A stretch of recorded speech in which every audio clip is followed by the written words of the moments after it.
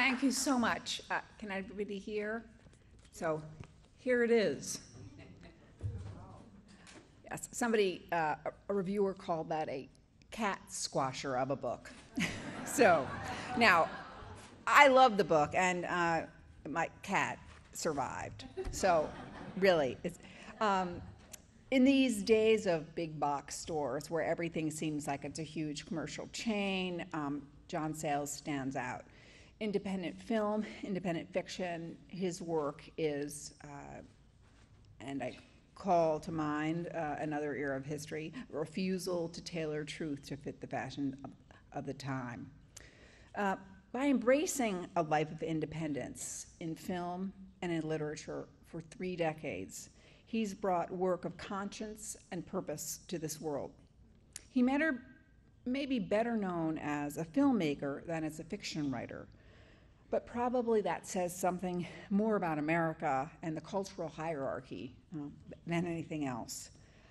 But it was actually his fiction that drew Hollywood's attention.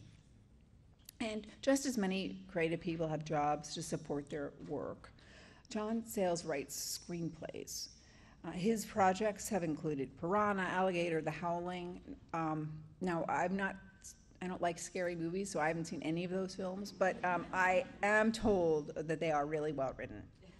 And he has been brought in to do rewrites for films like Apollo 13, Fugitive. But growing up in Schenectady, Sayles wrote fiction as a youngster, and in junior high, mowed lawns and shoveled snow so he could buy a manual typewriter so he could write. After college at Williams, majoring in psychology, which is kind of interesting because his fiction and film are really full of psychological insight as well as kind of acute social observation. So he worked in factories and hospitals and even sold blood to make money. His first novel was published in 1975, but he really broke through into public consciousness with his second novel, Union Dues, in 1977. He was a finalist for both the National Book Award and the National Book Critics Circle Award. And that kind of elevated him as a literary figure. And simultaneously, the income from Hollywood financed a surprise hit that I'm sure everyone in this room has seen, which is, I'm sure, Return of Secaucus 7. Yes, I'm sure. Yes, we've all seen it. All right. As you know, it's the story of this post-college reunion and capture the feelings of young people trying to hold on to idealism as the world around them changed. Continued to build on this reputation as a filmmaker with conscience, with Matewan, the story of the West Virginia coal miners' strike, and the efforts to unionize, and the massacre in 1920. And then, just not so far from here, actually, the movie called Comiskey Park, 8 Men Out, and the Great White Sox Scandal, where he made a wonderful film and had the ingenious casting call of placing our dear friend and beloved icon Studs Terkel in the film. We're at a book festival where books actually take center stage for a change, and that part of his career is what we'll be talking about today. The new novel is derived, the title is derived from a famous comment from W.E.B. Du Bois. The slave went free, stood a brief moment in the sun, then moved back again towards slavery.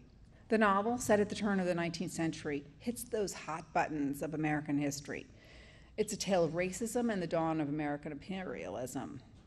Big books, and this is a big book, because they're often described as sprawling. It's kind of a cliche of book reviews. Anything over 500 pages, sprawling. But this novel, it does reach around the globe, from the back alleys of Manila to the Yukon Gold Rush to the Havana Harbor, and it covers a lot of territory in the 5 years which it's written, but it doesn't sprawl at all. It's contained in certain kind of scenes and so it's sort of been, there's an evenly kind of pace to the novel. This is sort of an energy that really propels you through. And so in that way, it's like El Doctorow or Dos Passos. They're full of individuals, white and yellow soldiers and black soldiers, wheeler dealer movie guys, yellow journalists, and some real characters like Mark Twain, William Randolph Hearst, to sort of remind readers that this was real history. He wrote the novel during a Writers Guild of America strike, and then assembled it in 7 binders and lugged them in shopping bags to his agent. And in further testament to independence and in the world of publishing, we can credit this beautiful book to being published by McSweeney's, which has just done an exquisite job with it. It's Dave Eggers Publishing House, and it's sort of a beautiful cover, the font, the type. It's a work of art, as is the novel. And let me just introduce now John Sayles, who's going to read from the novel.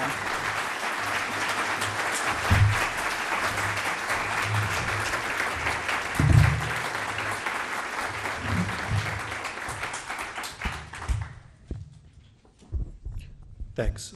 Thanks for coming, everybody. Couple clarifications. One is I actually didn't write the screenplay or work on the screenplay for The Fugitive. That's if you read Wikipedia or IMDb or any of these things, about a quarter of what you read there is misinformation. So I watched the TV series and the movie, liked them very much. Didn't write them. And I in fact, did sell blood to make money, but it was my own blood. The chapter I'm going to read you is set in Wilmington, North Carolina, early in 1898. At the time, Wilmington had a population that was over 60% African American, and unlike many of the other southern states at that moment, their ability, black men's ability to vote, had not yet been taken away. North Carolina was the last of the former Confederate states to bring in the Jim Crow laws and the grandfather clause and those kind of things. And in fact, by aligning themselves with the working white people in the Populist Party, which had a brief vogue right around the turn of the century, Wilmington was one of the few cities in the country that had African American city councilmen, firemen, policemen, even the guy who was the head of the local federal customs house was African American and better paid than the governor. But all that is about to change. The chapter is called A Shave and a Haircut. White folks' hair is easy. Dorsey never stops wondering at the way it just grows out straight from their heads, offering itself up to be trimmed.